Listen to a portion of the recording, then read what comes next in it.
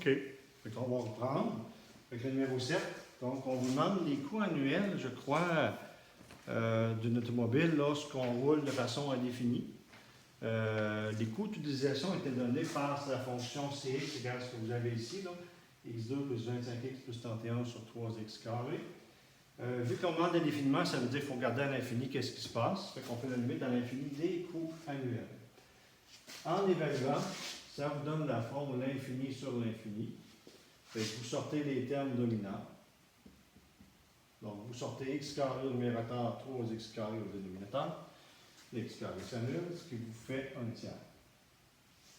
L'interprétation, c'est quoi? Mais ça, c'est les coûts par kilomètre. On va dire que les coûts par kilomètre vont être de 33 sous, parce qu'un tiers, c'est à peu près 33 sous par kilomètre. Donc, si on roule de façon indéfinie, c'est ce que ça va me donner comme valeur les coûts annuels pour l'automobile. Le numéro 8, bon, vous avez un problème, ça c'est comme une table d'impôt. Okay, donc, vous avez ce problème ici. Bon, vous avez plusieurs branches. Donc, on vous demande est-ce que f est continu en 85 405. 85 405, bien, c'est, je dirais, une limite des fonctions par morceau, là, limite de vos branches. Fait que ce qu'il faut faire, n'oubliez pas que x ne vaut pas 85 405, ça veut dire qu'on est assez près. Ça veut donc dire qu'il faut faire la limite à gauche de 85 405. OK, donc on prend la branche à gauche, donc qui est plus petite, le 85 405, qui est la deuxième branche. Et vous remplacez votre x par 85 405. Donc 6 405 et 75, plus 0.2 fois x moins, c'est 0.2 fois x moins 42 705. Et là, vous remplacez votre x par 85 405. En faisant vos calculs, vous allez arriver à 14 945 et 75. Ça, c'est votre limite à gauche. Maintenant, vous regardez la limite à droite. Donc, vous regardez à la partie positive. Donc, pas positive, mais la partie à droite, excusez-moi, de 85 405. Fait que ça vous fait 14 945 et 75, plus 0.24, multiplié par x moins 85 405. En remplaçant x par 85 405, tout ça s'annule. Il vous reste 14 945 et 75.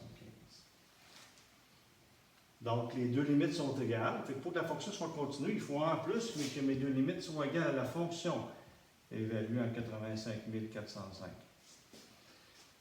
Mais lorsque x égale à 85 405, c'est la partie, je pense que j'ai oublié mon petit ou égal, là. C'est la deuxième branche, il me semble. Oui, donc qui était ici. Donc, à fond, le 85 405 se trouve être ici. On l'a déjà évalué, ça donnait 14 945 et 75. Donc, ça, c'est partout, c'est égal. Ça veut donc dire que ma fonction, elle est continue en 85 400.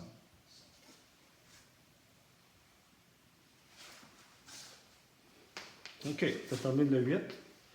Le 9, bien, il faut juste trouver les limites pour trouver les asymptotes, je crois, de votre fonction.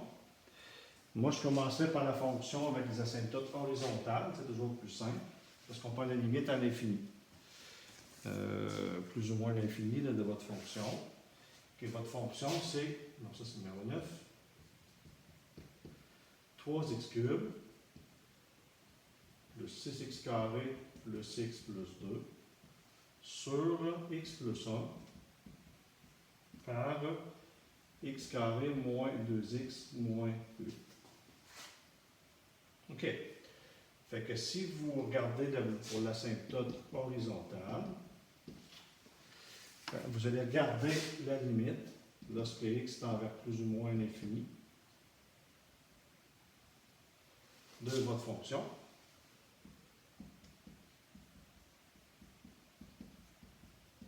Donc, sur x plus 1 par x carré moins 2x moins 8. Donc, vous sortez les termes dominants. Le terme dominant au numérateur, évidemment, ça va être 3x cube.